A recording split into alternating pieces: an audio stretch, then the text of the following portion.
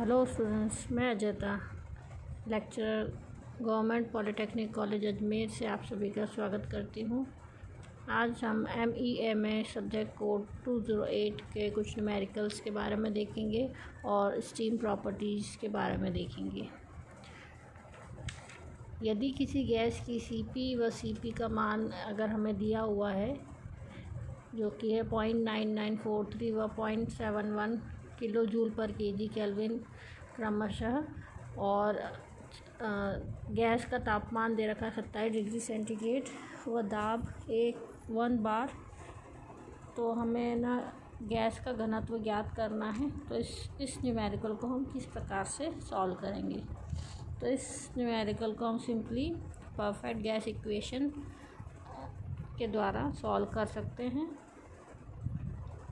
CP CV का मान हमें गैस के लिए दिया हुआ है, तापमान दे रखा है, तो हमें पहली बात तो तापमान सेंटीग्रेड को हमें SI यूनिट में कन्वर्ट करना पड़ेगा केल्विन में। तो हम उसके अंदर 273 ऐड कर देंगे तो हमारे पास आ जाएगा तापमान का मान 300 केल्विन।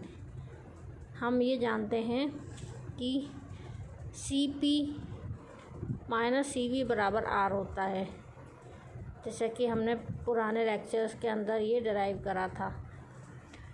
CP क्या होता है? Specific heat at constant pressure gas के लिए और specific heat at constant volume, है ना। तो यहाँ पे हम यहाँ से R निकाल सकते हैं। R क्या है? कैरेक्टरिस्टिक गैस कांस्टेंट, यहाँ से हम निकाल सकते हैं। तो ये आंसर आया 0.2843 किलो जूल पर केजी केल्विन। अब हम यहाँ पे लाक्षणिक गैस समीकरण लगाएंगे, PV बराबर mRT। यहाँ से हम m/v का मान ज्ञात कर सकते हैं। m/v क्या होता है? हम जानते हैं यह घनत्व होता है, और घनत्व हमें निकालना है। इस प्रकार से हम घनत्व निकालेंगे, इसलिए आंसर आएगा 1.1724 kg पर मीटर क्यूब। दूसरा अगर एक न्यूमेरिकल हम देखते हैं, किसी गैस की 2.5 kg मात्रा को कितनी ऊष्मा प्रदान करनी पड़ेगी यदि उसका तापमान 80 डिग्री सेंटीग्रेड से बढ़ाकर 250 डिग्री सेंटीग्रेड कर दिया जाए। यह ऊष्मा स्थिर दाब पर प्रदान की जाती है। यदि विशिष्ट ऊष्माओं का मान CP व CV ज्ञात है, तो हमें ज्ञात करना है आंतरिक ऊर्जा में कितना परिवर्तन होगा और गैस पर कितना बाहरी कार्य होगा। अब हमें इसमें क्या क्या दिया हुआ है आंसर क्वेश्चन के अंदर। M द्रव्यमान दे रखा है, T1 T2 तापमान दे रखा है, जिसे हम केल्विन में कन्वर्ट करेंगे। ऊष्मा के लिए हम जानते हैं mCp/dT होता है, यहाँ पर ऊष्मा का मान हम ज्ञात कर सकते हैं। आंतरिक ऊर्जा में परिवर्तन mCv/dT होता है, तो उन आंतरिक ऊर्जा में परिवर्तन भी हम ज्ञात कर सकते हैं, क्योंकि हमें तापमान दे रखा है, द्रव्यमान दे रखा है, CV का मान भी दे रखा है। तो इस तरह से हम फर्स्ट लॉ अगर लगाते हैं इसमें, तो किया गया कार्य कितना होगा, ये हम जानते हैं कितना होता है। किया गया कार्य बराबर ऊष्मांतरण माइनस आंतरिक ऊर्जा में परिवर्तन। तो इस फर्स्ट लॉ के एप्लीकेशन फॉर्मूले से हम वर्क का मान ज्ञात कर लेंगे। फिर है एक और न्यूमेरिकल। एक आदर्श गैस की 1 kg मात्रा को 20 डिग्री से 90 डिग्री तक गर्म किया जाता है। यदि गैस के लिए R का मान दिया हुआ है, तो वह गामा का मान 1.18 है। तो ज्ञात करना है गैस की विशिष्ट ऊष्माएं, आंतरिक ऊर्जा में परिवर्तन व एंथैल्पी में परिवर्तन। तो हम ये रिलेशन जो है, जब हमने स्पेसिफिक हीट के लिए पढ़ा था, तो हमने ये रिलेशन देखे थे गामा में, R में और CP CV में क्या रिलेशन होता है। तो यहीं से एक रिलेशन हमने लिया है, CV बराबर R/γ-4। इसकी सहायता से हम, क्योंकि हमें R का मान दिया हुआ है, गामा का मान दिया हुआ है, हम CV का मान ज्ञात कर सकते हैं। और जैसे ही हमें CV का मान ज्ञात हुआ, हम CP का मान भी ज्ञात कर सकते हैं, क्योंकि CP/CV बराबर गामा होता है। गामा क्या है? एक एडियाबैटिक इंडेक्स है। आंतरिक ऊर्जा में परिवर्तन, ये भी हम ज्ञात कर सकते हैं। जैसे हमें CV मिल गया, CV T2 - T1, ये आंतरिक ऊर्जा में परिवर्तन होता है। तो इस फॉर्मूले की सहायता से हम d∆U का मान ज्ञात कर सकते हैं। एंथैल्पी में परिवर्तन, ΔH बराबर CP T2 - T1 होता है फॉर्मूला। तो इसकी सहायता से हम CP हमने पहले ही निकाल दिया था, तो हम ΔH का मान भी ज्ञात कर सकते हैं। तो ये कुछ फॉर्मूलेज थे, कुछ न्यूमेरिकल्स थे। बेसिक न्यूमेरिकल जो कि चैप्टर 1 से रिलेट करते हैं, फर्स्ट लॉ और परफेक्ट गैस इक्वेशन के, तो वो हमने आज देखे हैं। आज हम नया चैप्टर स्टार्ट करते हैं, properties of steam, formation of steam. Steam जो भाप है वो किस प्रकार से बनती है, उसके क्या गुणधर्म होते हैं। तो सबसे पहले हमें ये पता है कि किसी भी थर्मोडायनेमिक्स में हम का उपयोग जो है वो कई संयंत्रों में होता है। तो जितने भी थर्मल पावर प्लांट्स होते हैं, कंप्रेसर, टरबाइन्स, बॉयलर्स, है ना, आईसी इंजन, तो इन सभी में ऊष्मागतिकी का बड़ा महत्व है। ऊष्मागतिकी के सिद्धांतों पे ही ये सभी संयंत्र काम करते हैं। अब इनमें कुछ ना कुछ वर्किंग फ्लूइड होता है। तो वर्किंग फ्लूइड जो होता है वो डिफरेंट टाइप्स के हो सकते हैं, कई प्रकार के तरल हो सकते हैं। उनमें से ही एक है पानी। तो पानी जो है एक प्रकार का शुद्ध पदार्थ हमने माना है। शुद्ध पदार्थ क्या होता है? शुद्ध पदार्थ से तात्पर्य है कि यह जो है रासायनिक तौर पर स्थायी होता है तथा इसके फेस में परिवर्तन आ सकते हैं। फेस मतलब कलाओं में परिवर्तन आ सकते हैं। कला परिवर्तन पर भी इसके रासायनिक सूत्र में कोई परिवर्तन नहीं आना चाहिए, इसे हम शुद्ध पदार्थ कहते हैं। जैसे इसके कई उदाहरण हो सकते हैं। फिर पानी, जल, क्योंकि उसकी 3 कलाएँ होती है, बर्फ़, जल व भाप, है ना। और पानी जो है एक समय में एक साथ कम से कम 2 कलाओं या मिश्रित अवस्था में रह सकता है ना। इसी तरह से और भी कई शुद्ध पदार्थों की श्रेणी में आते हैं, जैसे जल, फ्रियोन, पारा, carbon dioxide, methyl chloride, ammonia, nitrogen आदि। हम जल जो है, जल के बारे में आज पढ़ेंगे।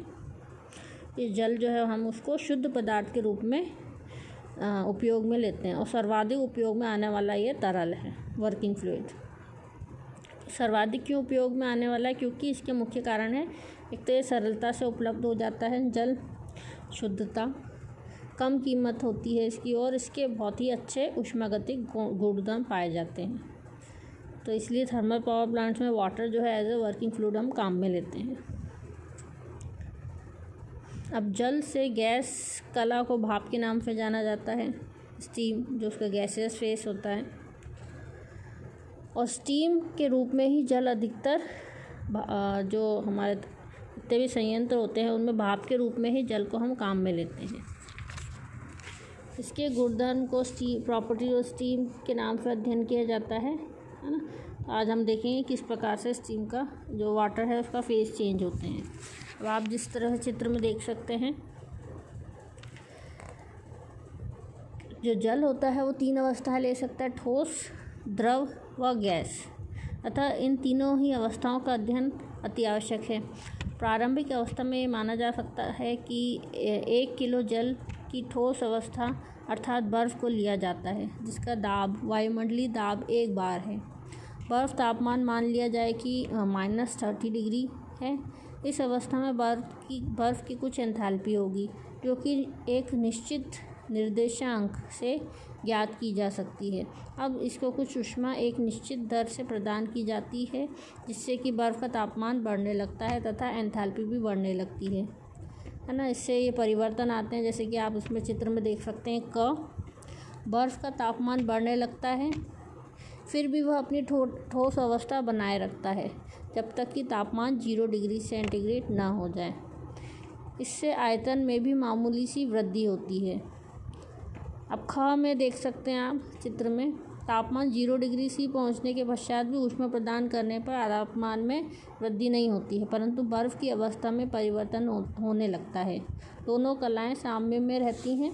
यह स्थिति तब तक बनी रहती है जब तक पूर्ण बर्फ़ जल में परिवर्तित नहीं हो जाती है। इस प्रकार से जो फेस चेंज है, कला परिवर्तन में जितनी ऊष्मा प्रदान की गई उसे एंथैल्पी ऑफ फ्यूज़न, संगलन एंथैल्पी या संगलन गुप्त ऊष्मा के नाम से जाना जाता है, क्योंकि इसमें फेस चेंज हो रहा है, टेम्परेचर चेंज नहीं हो रहा है।